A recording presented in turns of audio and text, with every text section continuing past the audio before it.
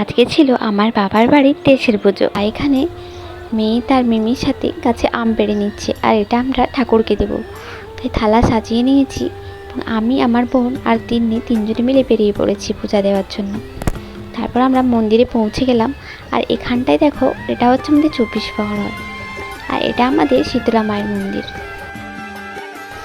আর আমরা পৌঁছে গেলাম, আর এটা দেখছো, এটা আমাদের মায়ের মূর্তি।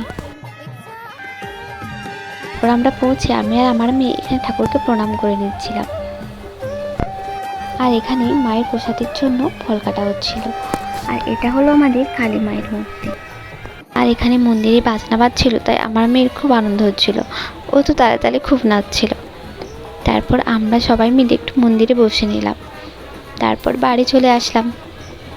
আজকের মিনি ব্লগ ছিল এইটুকু। তোমাদের কেমন লাগলো অবশ্যই কমেন্ট করে জানিও। দেখা হচ্ছে পরের ভিডিওতে। Bye bye.